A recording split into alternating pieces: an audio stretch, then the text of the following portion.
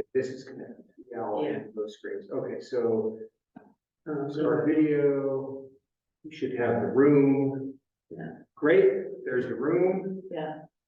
And it should be, yep, it's connected. All right, good. Emily, if you're out there, can I get a thumbs up if you're hearing sound?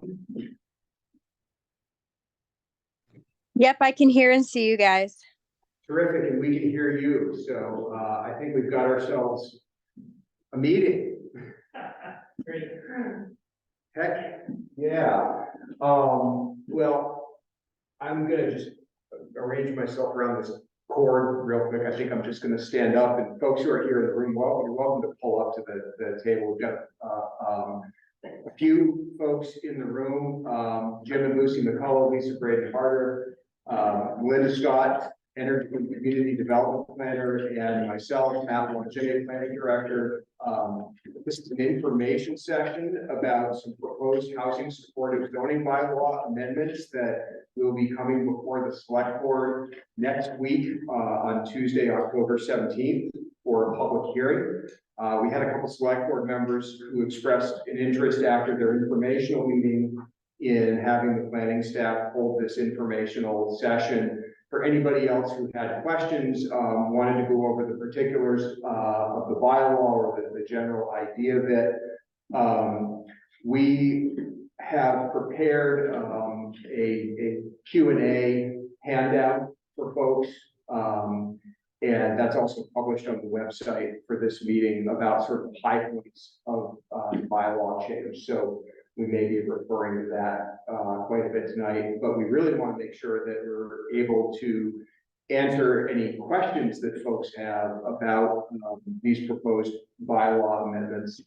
I'll give a really brief overview. Melinda can jump in as well. And the intent of this meeting is to run from now until about 8 o'clock and really to just have a lot of space for questions.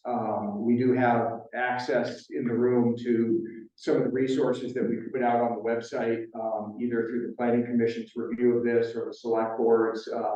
We can share some of that with folks as we talk about this. So in a really, really general sense, what's happening in this proposed bylaw amendment is that inclusionary zoning, whereby a residential project includes a certain number or percentage of perpetually affordable homes, is being proposed as an add-on to Williston's growth management chapter in its zoning bylaws. And it's being proposed as an alternate path to subdivision or residential development approval to the growth management system. There's a little more to it than that. There are some thresholds and exemptions for very small projects that are so small they're not really likely to be able to provide an inclusionary unit, nor does running them through the growth management system make a whole lot of sense because they are very difficult to score appropriately in that competitive system. So in proposing this bylaw amendment to attempt to increase the percentage of new homes that come online in Williston that have some level of affordability, inclusionary zoning where those homes would be included in new projects is proposed as a different pathway to approval than obtaining allocation through the growth management system. And I think roughly some of the concerns that we've heard throughout the process considering this have been, will this result in uncontrolled growth in Williston? And the very short answer is we don't think so. Market rate projects still need to go through growth management, but with the added friction or difficulty that they would need to pay a fee in lieu per unbuilt affordable unit into the town's affordable housing trust fund to be managed and dispersed by our new housing committee. So we're adding some friction to the growth management system for those fully market rate projects. And then we think inclusionary zoning is a really big ask of those projects that choose to do it. So we are asking projects and developers that do not want to go through growth management to provide some homes within their project that are offered at below the market rate. And because of what we know about what it costs to build a new home, even a new apartment in a place like Williston, we know that what we're asking for at any level of required affordability is that that home or unit be produced, be sold or rented at a price below the cost to build it. Essentially, that's what we're really running into. So we're asking those who do inclusionary projects to forego some of the revenue they might see in a market rate project in exchange for a cleaner, more efficient path to approval. There's a lot of other little ins and outs there. There's some other things going on in terms of the way these bylaw amendments interact with some recent changes to state law. I think the FAQ goes over a lot of that. And I guess I just want to close the introduction by saying, keep in mind that this policy proposal worked on by the planning staff and brought through the planning commission process was developed as a possible way to make progress on the challenges that were revealed by the affordable or by the housing needs assessment that the town had around the turn of 2022 to 2023, about 10 months ago.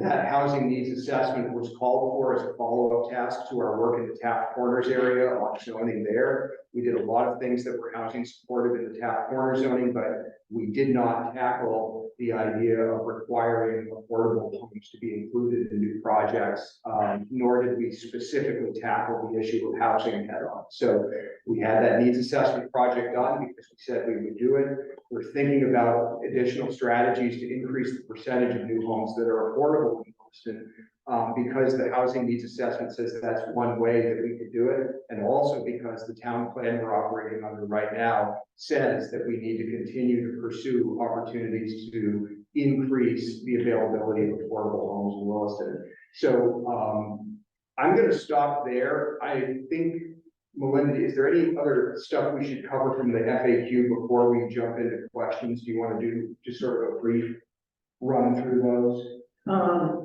Yeah, sure.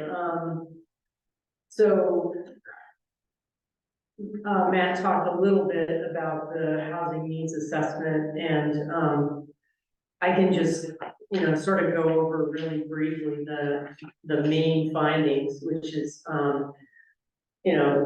number one, Williston doesn't have enough homes to support its workforce. It's really sort of out of balance in terms of the ratio of jobs, or rather, jobs to homes, and more out of whack than any other town in Chittenden County. So we're trying to sort of push the needle a little bit on creating more homes in Williston to try to start to address that imbalance. Housing in Williston is becoming less affordable with home sale prices and rents increasing faster than incomes. And this is the price of homes and rentals the increase has been accelerating over the last several years too. Most people who work in Williston can't afford to live in Williston. So there's about almost 11,000 people commuting into Williston to work. That's about 92% of the workforce. And so part of what we're trying to do is maybe make it possible for more of the people that work in Williston to also live there if they choose. And there is a mismatch between the distribution of household sizes and the configuration of available homes in Williston. About 60% of the households in Williston are 1 or 2 person households, whereas about only 30% of the homes in Williston are studio 1 bedroom or 2 bedroom homes. So trying to kind of address that imbalance. Williston has been making some progress on this over the last decade or so, has been building more multi-unit homes, which tend to be smaller. And so we are making progress, but we need to do more. overall in Chittenden County, and that's, as fine data that we could get on, racial, statistics of homeownership. But in Chittenden County overall, homeownership among Black and African American households is significantly lower than white households. Significant needs exist for supportive housing, for people with needs like people with disabilities.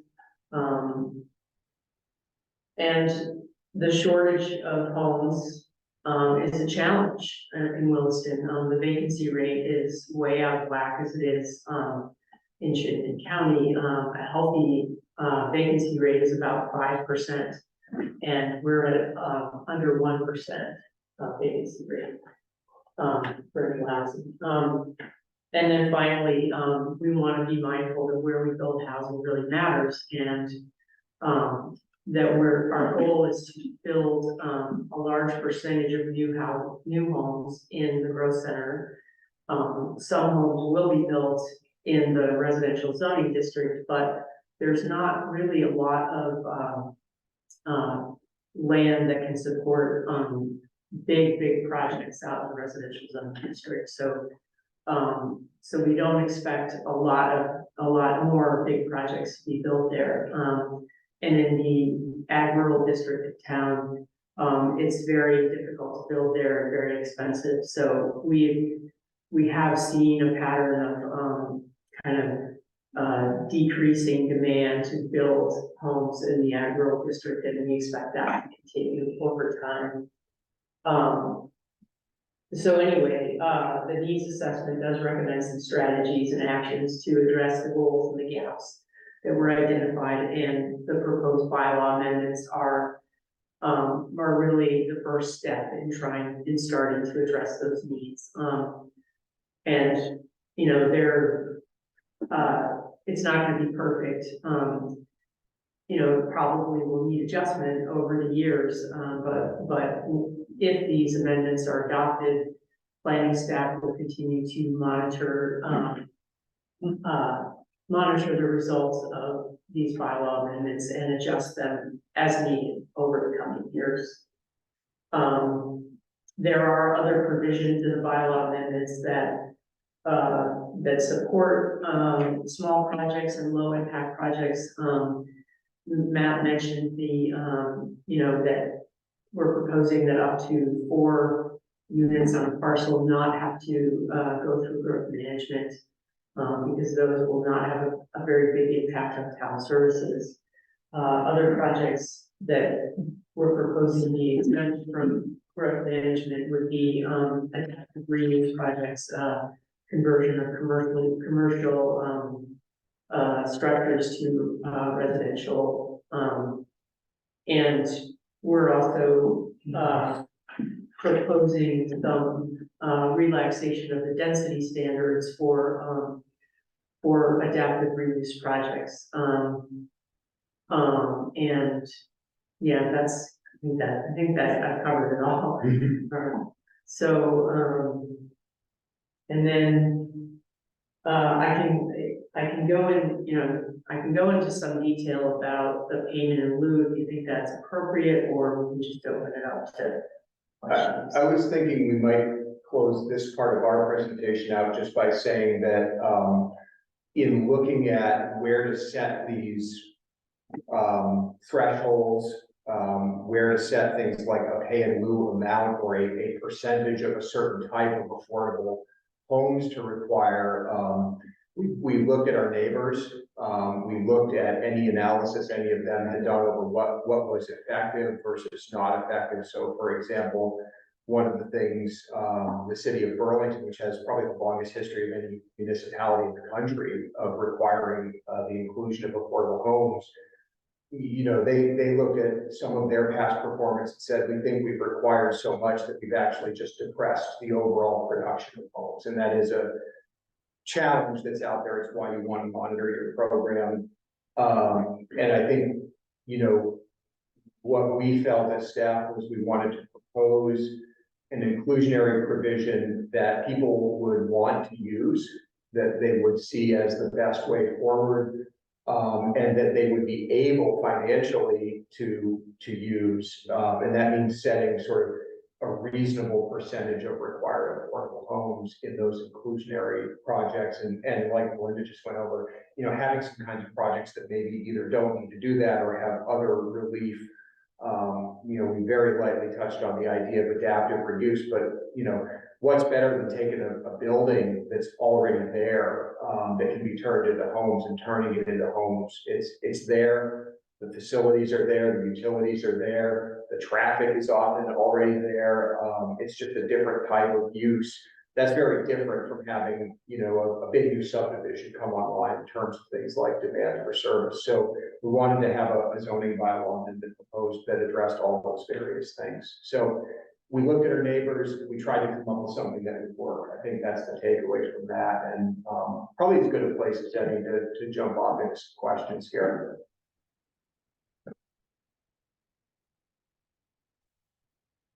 Happy to take those from the room, or if you use the raise hand function on Zoom or wave at us, happy to jump in. I see Angela Arsenault has her hand raised.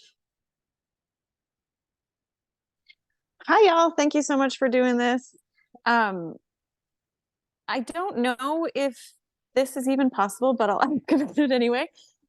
Is there a way to, or have you had a chance to project how many affordable units might be created by this change, like over, 5 years, 10 years, something like that? So it's hard to project if things kind of go the way they're going. The last time we looked at, new potential development in Williston, as far out as we could see, based on what was at some stage in the permitting process, we were looking at about 730 dwelling units over something over 10 years, just trying to predict build out townwide. And that was an extremely optimistic prediction. In other words, I think we got a number that was quite high. So, if you were to imagine that, in the best of all worlds, some very high percentage of those projects were inclusionary, we're talking about inclusionary requirements of either 10% at 80% area median income, or 15% at 100% area median income. So the answer is sort of 10 or 15% of something like 700 over something like 10 years. And there's a lot of margin of error around those numbers, but, it would be great to see 100 homes in 10 years come in under this provision. But I think talking only about what happens that has a deed restriction or a regulatory requirement on it to be affordable misses some of what will happen if we provide this path to approval and sort of a smoother review process. What we are seeing in especially our multifamily projects in places like Finney Crossing and elsewhere, when we go in to monitor required affordability, is that homes that were required to be affordable at 100% after 5 to 7 years are starting to rent closer to at that affordability level at 80% or more affordable level. Homes that came online in market rate are starting to rent at or under the 100% affordable level. So there's a supply and demand force behind this, and there's an aging into it, or a pipeline that's also part of what we think this amendment might help us do. So you get more off the bat, and maybe types of projects that also, you see some homes become more affordable over time, maybe a little more rapidly. Thank you so much. That is helpful, just in terms of, I'm asking for multiple reasons, but I think that I appreciate hearing the math and how your brains are thinking about this, and understanding that it's not possible to predict it. It's not a prediction, it's a hypothetical projection. And I appreciate what you're saying, again, for a number of reasons, but I should have started by saying I'm really happy that you're bringing this forward, and I really For what it's worth, I'm one citizen who supports this change, and feel quite grateful that you've put this, brought this to the town. And I think that what you've just described, the potential rate of adoption, or rate of growth, rate of whatever you want, rate of whatever you'd like to call it, I think may help folks understand it's not like you're opening a spigot and like all of a sudden there's going to be all this growth that the town can't handle because of this one change.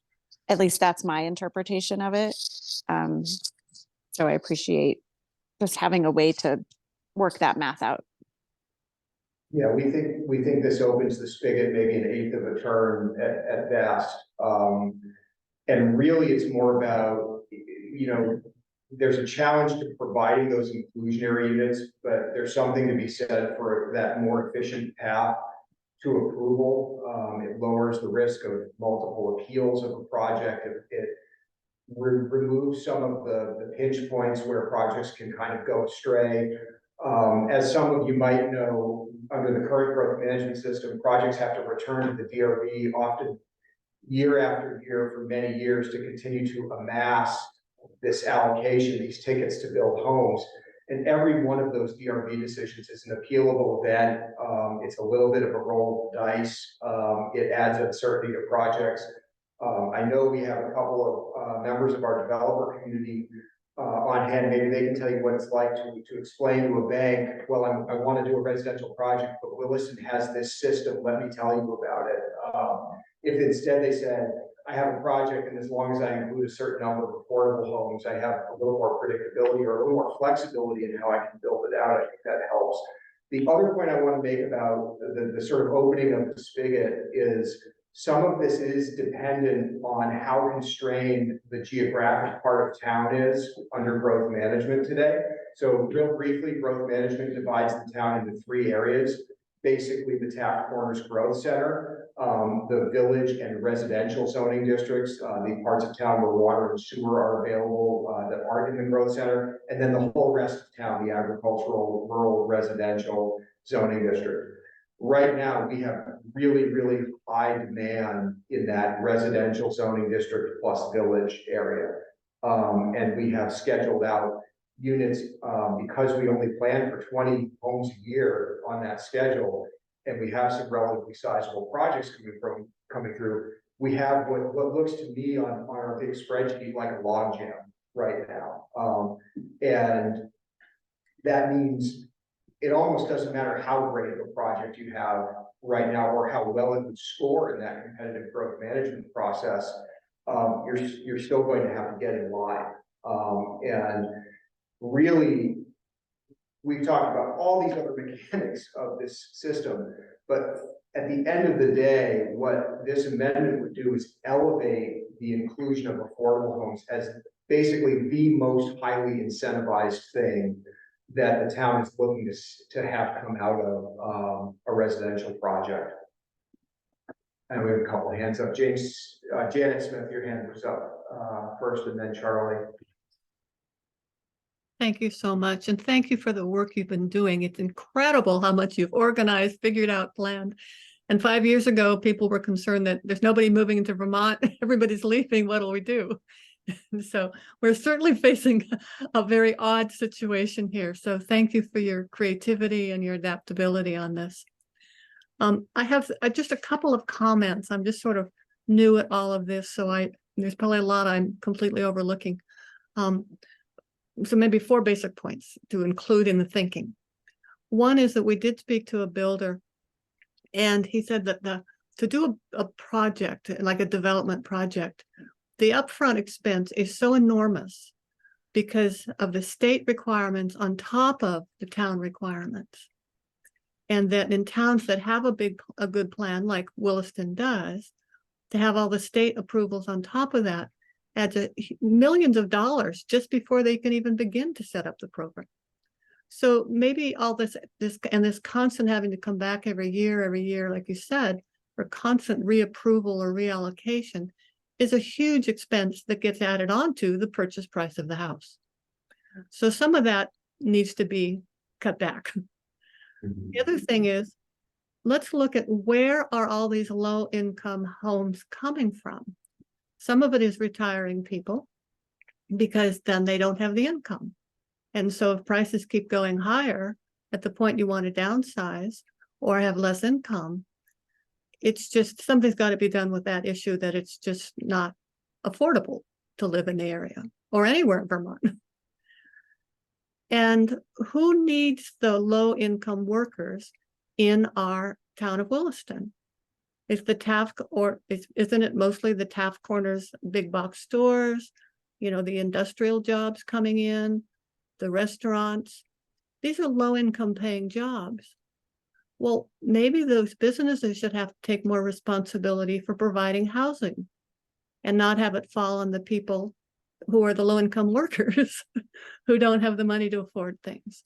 And why can't we set up something that requires that if you're going to need this many employees and you're going to rely on public services like roads and transportation and everything else that's needed, that bonus they get for having their big box or their big stores or their low income jobs is that they have to help provide incomes or the housing for those people.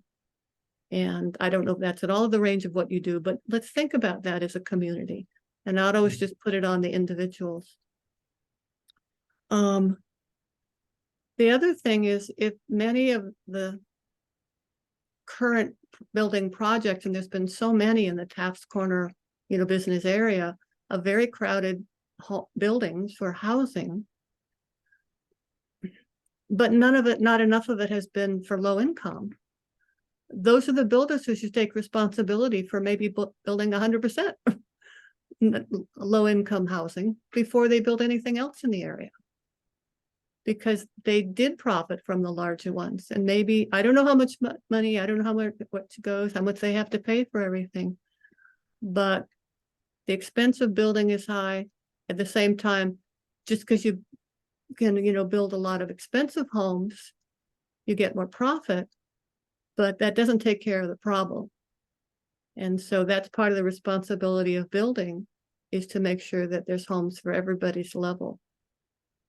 The other thing is, like, if you look at, you know, the sort of what's the average cost of a home based on income, and at 80% or so, you know, 100% of different levels.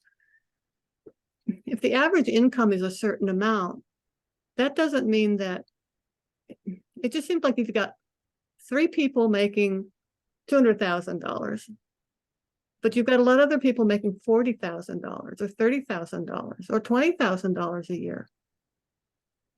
You can't just say, well, we have, you know, you get 3 low income houses and 3 expensive homes. You need more at the lower level. And you can't just say that the average income is so much. It's not an average. How many people are in the low income? How many people are in the low range? How many people are in the high range? And look at the logistics more from that point of perspective too. So anyway, I don't know if this helps or just makes it worse, but I definitely appreciate that you're making it easier for these to come about, speeding up this process and making us look at it, what's the community needs, not just some average ranges. Okay, thank you. Really appreciate those comments, and I might ask Melinda to help me with some of this, or be ready to do it later. But you know, we mentioned that number: 92% of the jobs in Williston are worked by people who do not live in Williston, and a very large percentage of those jobs do not pay a wage that would allow someone to afford a home in Williston, and they are often, you know, entry level or lower wage jobs. Many of them are service jobs, but it's not just that. It's teachers and firefighters and police officers, and it's home health care workers and nursing home staff, and really a lot of people whose contributions, you know, make a town go, and you know, make a town a place that's good to send your kids to school, make a town a great place to age in place later on. There's a lot to be said for being able to bring some of that workforce into the town or closer. And, you know, that said, we do all, you know, live regionally. No one on the planning staff lives in Williston. We all commute, most of us in part due to some affordability consideration. And you know, that's true across a lot of our other town staff as well. But you know, when we looked at that housing needs assessment, we came up with the big scary number of, well, what if we tried to house everybody who worked here? And it was in the thousands. It was 4,000 something. yeah, over 4,000 homes that you would need if you wanted to house everybody. Well, actually, that brings it to what's considered a healthy balance of 1.5 jobs to every home. Right. So, we know people are gonna commute into Williston, to work. It's not a question of building 4,000 homes. It's a question of which direction do you want that number to go in. So that ratio of jobs to homes, was actually a little bit worse 10 years ago than it is now. The town has made progress in that regard. But, you know, it's a big challenge, and I think this bylaw amendment is more about keeping it going in a positive direction than it is truly, you know, closing that gap. The other point I wanted to make was, you know, you had some questions or comments about sort of the different levels of affordability and looking at average versus looking at, you know, where the need is. And that really reveals the limitations of what this regulatory amendment can do and what we can expect to be able to ask for from the completely unsubsidized private sector. So there's a whole other level of solving the housing challenge in Williston and in the state. But in Williston, I look at it, and Melinda and I talk about it, I say, how do we make parts of Williston attractive for the kinds of projects that do tap into state and federal tax incentives and that do tap into the nonprofit world to build what we call that deeply affordable housing that is also so very much needed. Same thing with building supportive housing, you know, housing that's supportive of the needs of people with disabilities. That requires more than just pointing the finger at the private sector and saying, you do this. There's a much more active role for the town in trying to make those parts of the picture come together. So I think it's important to remember that the part we're talking about for the select board next week is really all what I would call mid to high level workforce housing at this point. And that's a part of the puzzle. There are other parts of the puzzle that we need to work on in some other ways. And I know you said a third thing right at the beginning, but I'm running out of memory. Oh, the cost of all the regulations. Yeah. Well, you said something about employers and responsibility for housing employees, and I did want to just touch on that really briefly. My review of both our regulatory environment over the last many years, 20 or 30 years, and our town plans suggests that Williston's sort of posture towards job creation in town has been that job creation and having more people working in Williston is generally seen as a good thing. And some of those plans may have been written and adopted in periods of time when there was a much higher unemployment rate, or there was a real feeling of a need for jobs, or just a feeling that jobs are always good for economic development. And if I look through, again, both those plans and the bylaws we have, they generally say, yeah, create lots of jobs, but boy, go slow on having places for people to live. And maybe talking about, well, what does it mean when we have lots and lots of jobs? We may be backing out of the bylaw conversation at that point and getting into a town plan conversation, which I would love to have starting on October 19th with our community roundtables. But there's definitely a philosophical root to some of what you're observing there for sure. I've talked long enough. Charlie.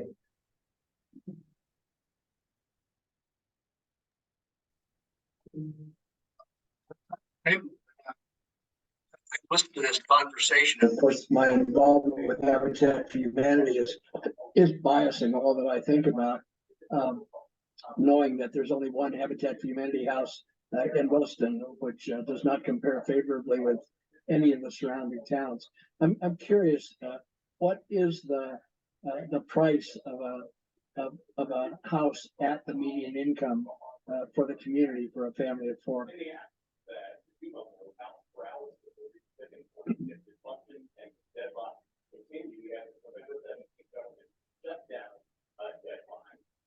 Hard time hearing. So It's in the house at the median. So that would be the current median household income,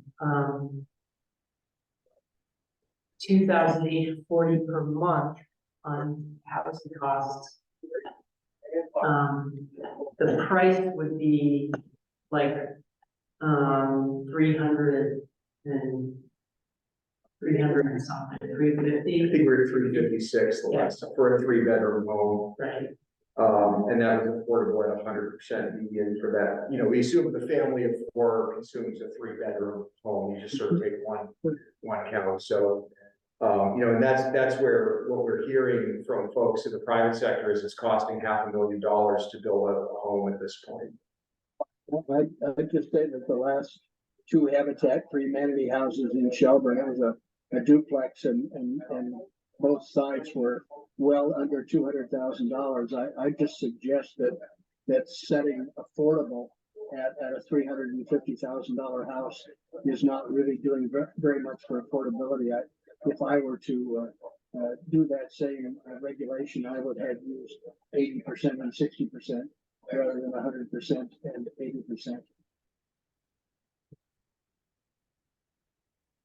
Yeah, I hear what you're saying, and I think, again, we kind of, in adjusting, in figuring out the affordability levels, we kind of looked at our surrounding communities and what they're doing, as kind of measures of feasibility, what we thought we could do, and, yeah, the reality is that with these bylaw amendments, I think that we can require affordability at 80 and 100%, but to go to 60 and 80%, I think we'd run the risk of suppressing housing production in town and with developers like not really being able to do that and still you know make some profit. I'll just add an anecdote. We were approached last week by somebody working for Habitat for Humanity who's basically going around surveying the area towns.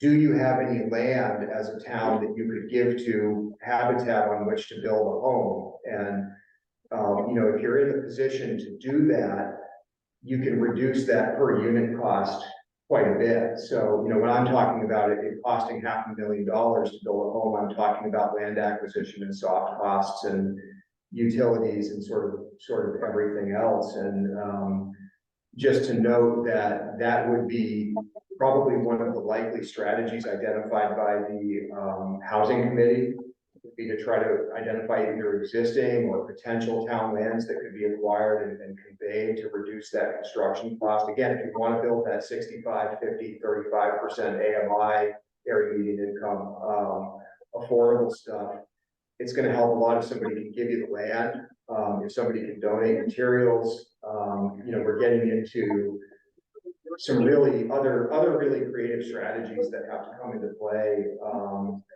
to make that happen, and ones that I think Williston is willing to go after.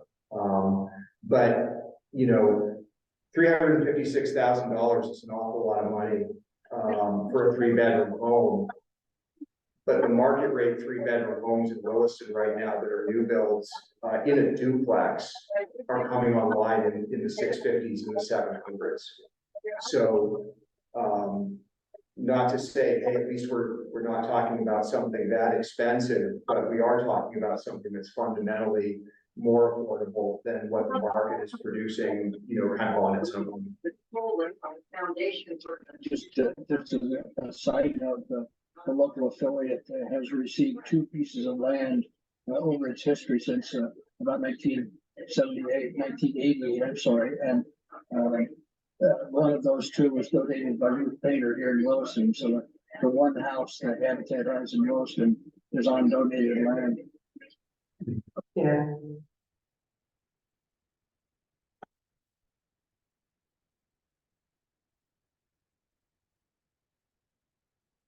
About folks in the room, any questions about all of this?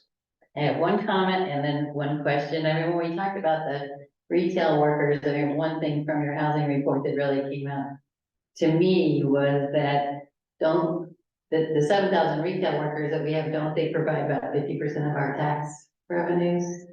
Who's on that? So you mean the local options sales, the local option sales tax. What is that, about 30? Might be more like 27, but it's close to a third of Okay. Williston's municipal budget is covered by the collection of what's called local option sales tax. So this is the 1% tax the town collects on retail sales, hospitality, food and drink. And so, you know, it's no surprise Williston has a booming retail and hospitality and food and drink sector. It voted to add that tax some years ago, and that tax is probably the main reason that Williston has what I would characterize as very high level of service coming from the municipality and the second lowest municipal tax rate in the county. So if you were to look at a list of all of the Chittenden County towns ordered by tax rate, Williston is the second from the bottom there. The only one where the tax rate is lower is Charlotte. And there's just like a really fundamental difference there between, you know, the services that are provided by the town of Charlotte to its people and the services that Williston provides. So the difference is happening. The local option sales tax is buying that property tax rate down, absolutely. Right, so we're directly benefiting from their labor, but not letting them live here. But my question was regarding the adaptive reuse. What percentage of our land here in town, or kind of ballpark figure, how much reusable space do you see out there? That's hard to guess because, I mean, I think there's a bunch of like office space, and I'm thinking of like places in Maple Tree Place, you know, that have potentially reusable space. But it's hard for me to sort of gauge a number or percentage. I think there's, I don't know, would you a guess or anything, but. Now, I guess I just want to get a sense of it, how significant this could be. It's not like half of our property is No. reusable, is it? No, 10%, is it 5%? I think Yeah. the most likely thing you would see in the short term would be something like a conversion of an existing hotel. But keeping in mind that even though a hotel and an apartment building feel like very similar things, those conversions, as evidenced by the Champlain Housing Trust project in Williston, are not expensive, nor do they happen overnight. And so just the work at that Champlain Housing Trust project was over a year of work to make that ready. And I mean, you're talking about they picked up an extended stay hotel with kitchens and couches and refrigerators and ovens and all that stuff, but the mechanical, the fire safety, the layout changes that had to be made took a year, and $2 million project. Am I completely misquoting that? It was not cheap, I guess I would say, to do that. Yeah, sure. So that can be thought of as, it would be great if that would happen. I think if it does, it will happen, you know, occasionally when it makes sense. The most likely first ones would be more hotels. I have had a couple of owners of larger office buildings that are quite empty right now approach us and say, you know, is this a possibility? And I said, well, you should take a look at our bylaw amendment. It would be a lot easier if, you know, you had a faster path to approval. But a lot of office buildings are just physically really hard to convert. And there's been some nice articles in the national news about, you know, just the challenges of bringing daylight all the way into a big deep office building, Yeah. some stuff like that. But you know, it's as much as it's a housing creation strategy, it's an economic resilience strategy to at least give an owner of a building that's not at its highest and best use anymore an option to do something that, hey, would also achieve this other town goal. All right, thank you. Yeah. Hi, first, Matt and Melinda, thank you so much for hosting this tonight. I'm Jim McCullough, for those of you who are out of the room as well. And my question is about the projects that are already under permit. In fact, maybe even in phased building, as well as projects that may make an application prior to the adoption, which I very much hope will happen by the select board. I see Senator Deborah Ingram here, and Deb was producing a meeting maybe in the 80s, Deb, when she said, if you don't already own it, if it wasn't given to you, you can't afford it. That's only gotten factors worse, of course. So I do absolutely hope this gets through. We obviously do need more affordable housing. And this appears to be useful to that end. But the crux of the question is,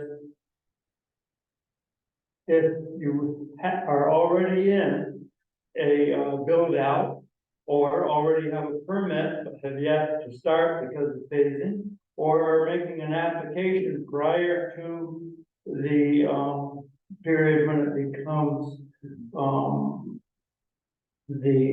law, we'll call it.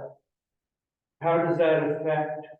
Are you going to be operating under the old system, or will you be able to migrate into the new system and change your path, or how is that going to work? So there's always quite a lot of flexibility when bylaws change, in that you can always apply.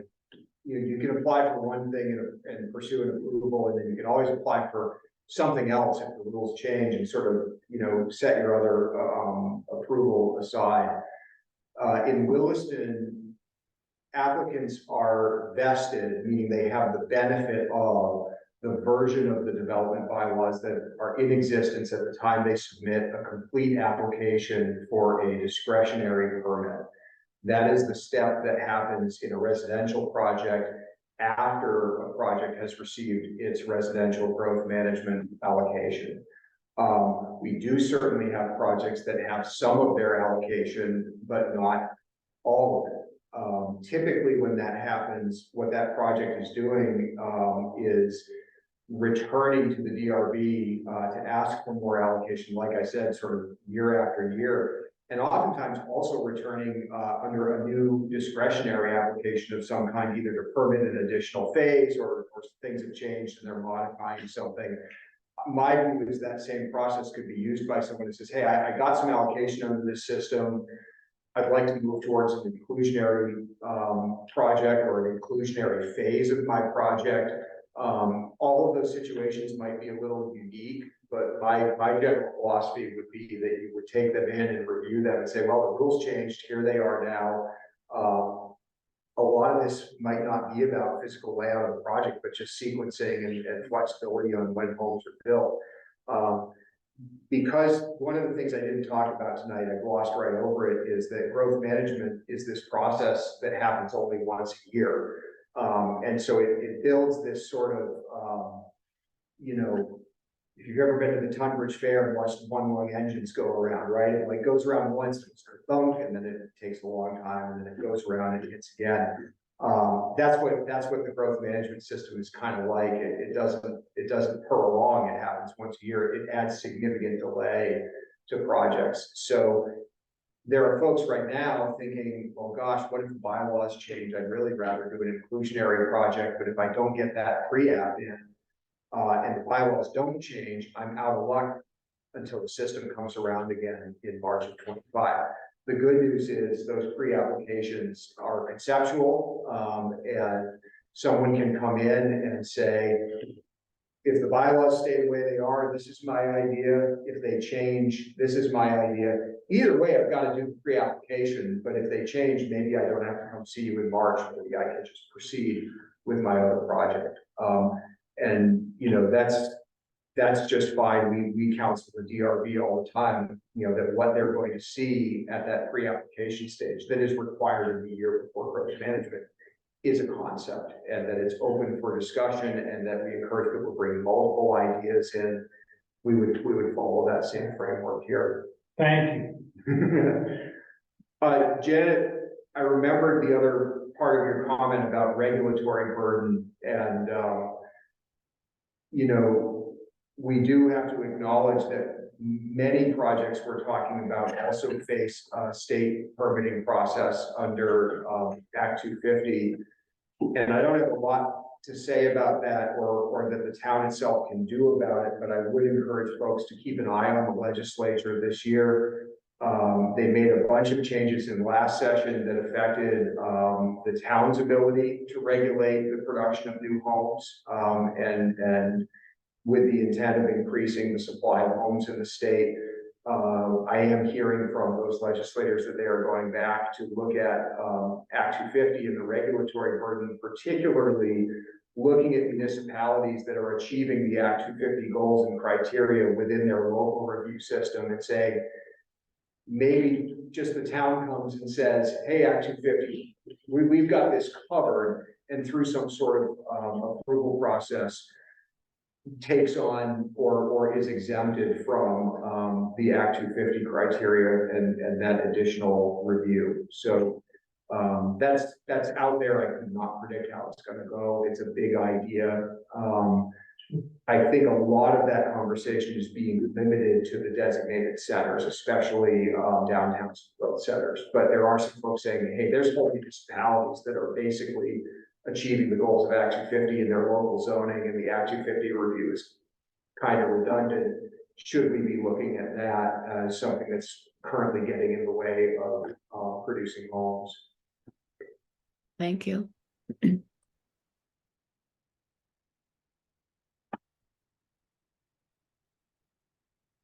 See a couple of folks that haven't spoken yet. Chris, Deb, Jen, Andy, anything? Chris just gives me a thumbs up. That's because I talked about Act 250 going away. Yeah. It doesn't mean. Yes. Okay. Go for it, Chris. Yeah, have a couple of questions regarding the proposal. One is, have you considered any permit fee adjustments to like water and sewer costs associated with housing for affordable housing projects? And is there some way to incorporate some changes like that into a reduction? You know, that's a substantial expense associated with the permitting these projects. The water and sewer connection fees are established by the select board outside of zoning. It's a great idea. I can't say that we proposed that at this time, Chris, but it's commonly done.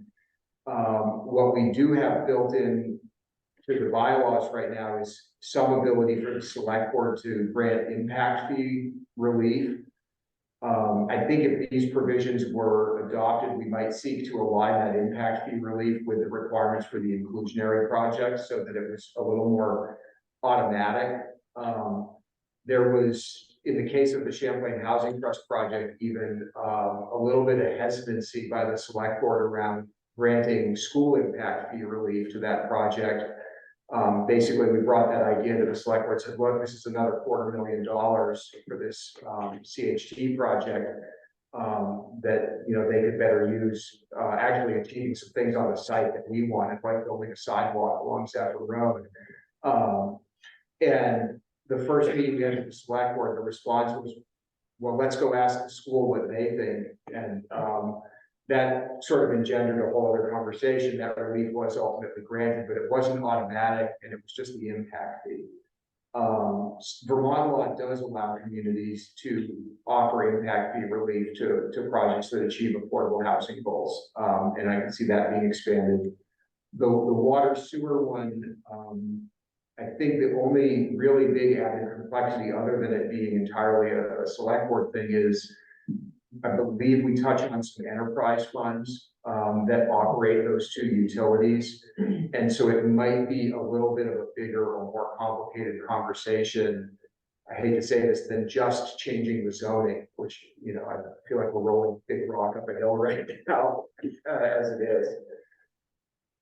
Well, I think if there's any sort of ability to reduce the impact fees associated not just on water sewer, but traffic, recreational, and school, you know, those are costs that are baked into every price of every home. And so, you know, that's you're trying to get affordable housing, but at the same time you're charging these impact fees, which are a challenge. You know, they just add cost to the base price of every house. The other question I had was, or comment is, it seems like the per home for market rate project, as you get higher, you pay more.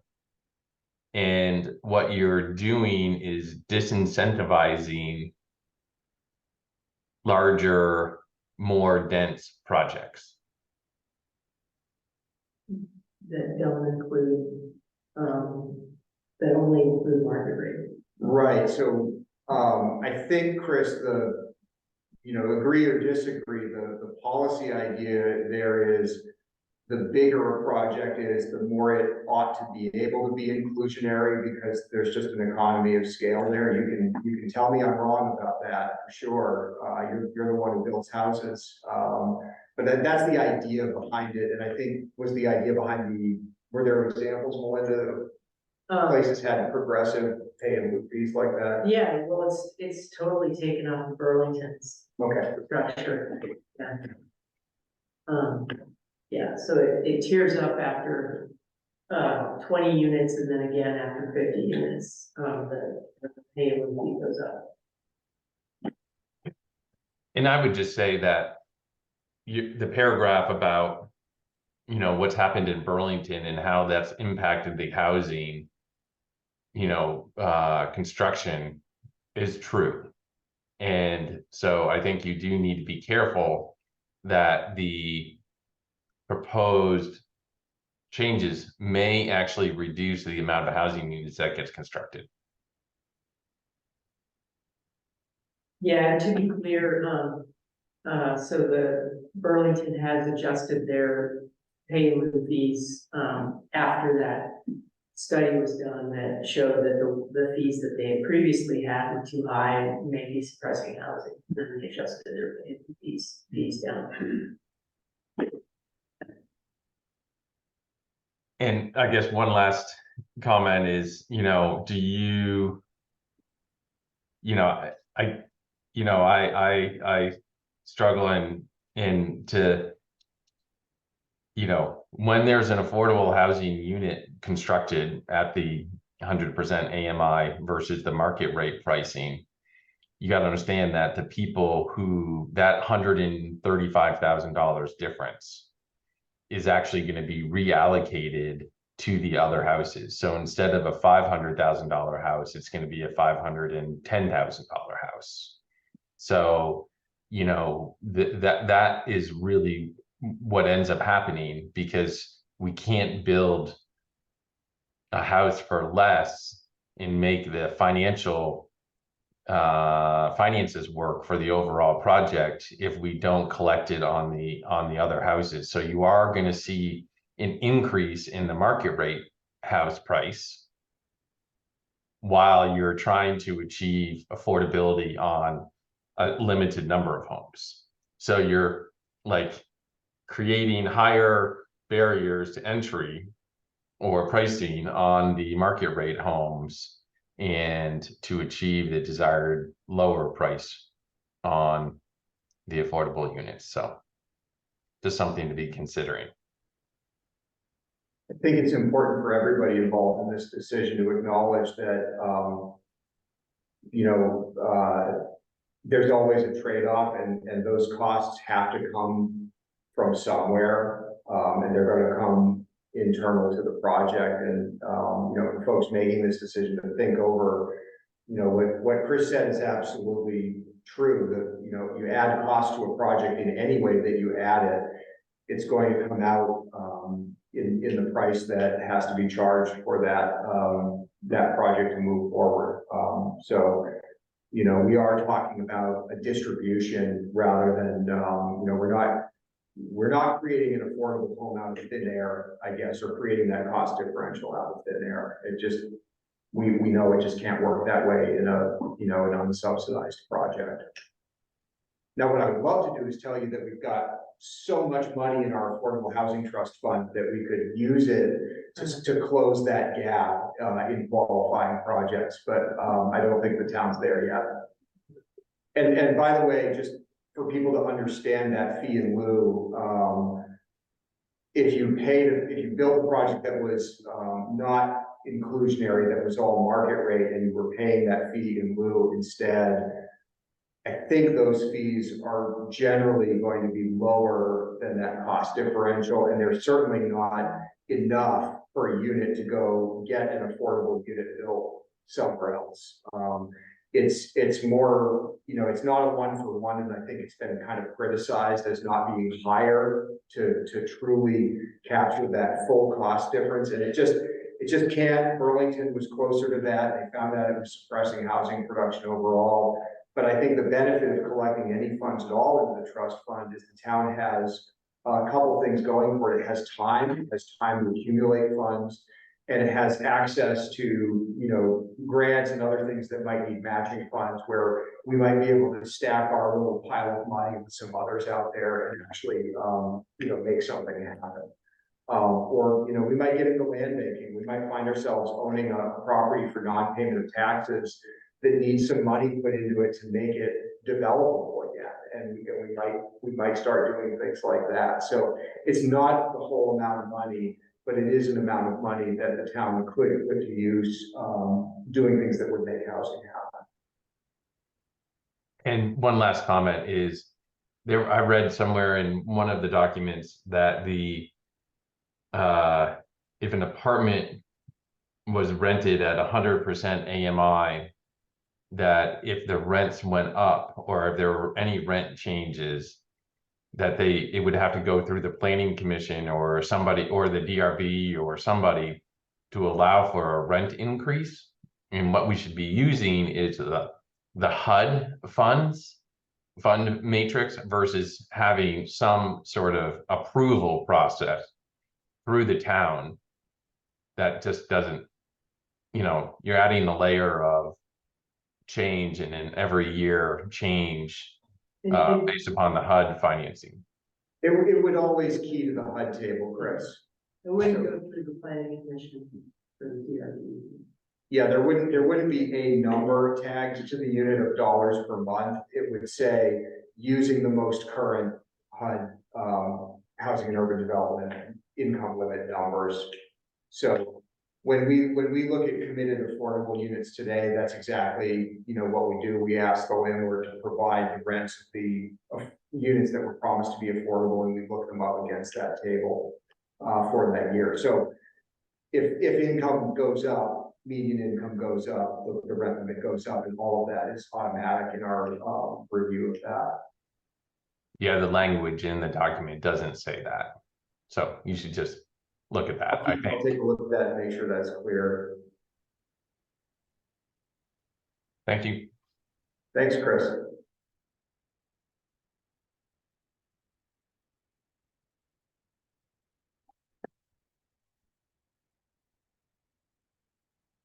Well, we've got until 8 o'clock if we want it, but we're under no mandate to use it.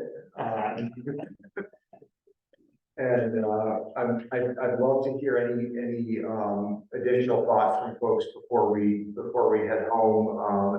I'd close my part by just saying we'd really love to see all of you next week at the select board, Tuesday, October 17th, right here in this room or their Zoom link for a public hearing on this. The reason we're holding this information session is because members of the select board felt really strongly that the public needed another opportunity to get some more questions answered about this. They're really looking for testimony from an informed public at their hearing next week. So I encourage everybody to, prepare whatever comments. If you can't be there in person or on Zoom, they'll certainly take written comments as well into the record. We look forward to that hearing. And I do see a new attendee, Reed Willis, has jumped on, and Reed, we had kind of reached a point where folks had said most of what they were going to say, but I don't want to wrap up without giving you a chance to ask questions or comment if you'd like to, and we can hang out for a couple of minutes. So I could just popped in. I don't have any comment. I just couldn't get here earlier. Okay. Well, if there are any questions that come up, the other thing is, of course, our staff is available to answer them individually by email or link everybody who's got questions to the resources that have been prepared here. I think the planning commission and staff here built a really solid foundation to move forward with some bylaw changes here, and I really appreciate all of their very hard work on this. It's a pleasure to work with everybody here and work in the town. And we'll see how we do at the hearing next week, and I think we'll know a lot more after that evening. Yeah. Yes, a comment about the funds that may be starting to be banked from projects that do not meet that threshold or don't wish to. Our environmental reserve fund that our planning commission, our conservation commission started 100 years ago, hugely successful, as you know, in leveraging other dollars. And I might suggest that the select board think about that as to create a similar fund for affordable housing from the tax base.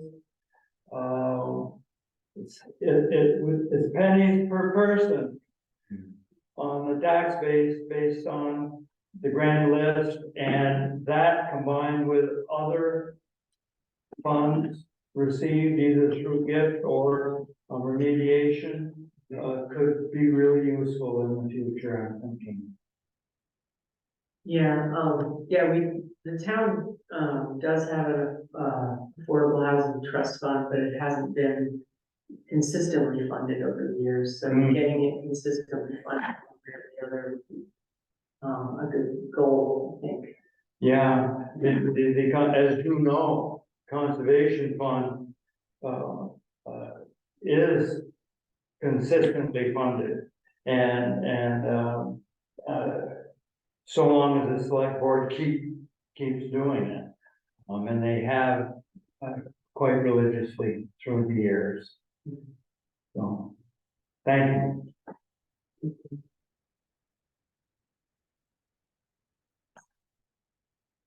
Well, Yeah, thoughts, questions? Yeah. thanks so much to everybody in the room and online for attending tonight.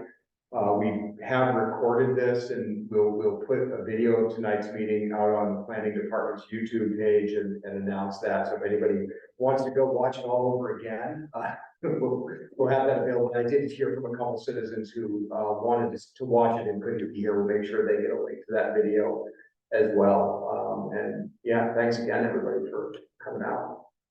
We're gonna end. Thank you. Thank you. Thank you so Thanks, much. y'all. Thanks, everybody. Appreciate your work. It's great. Thank you.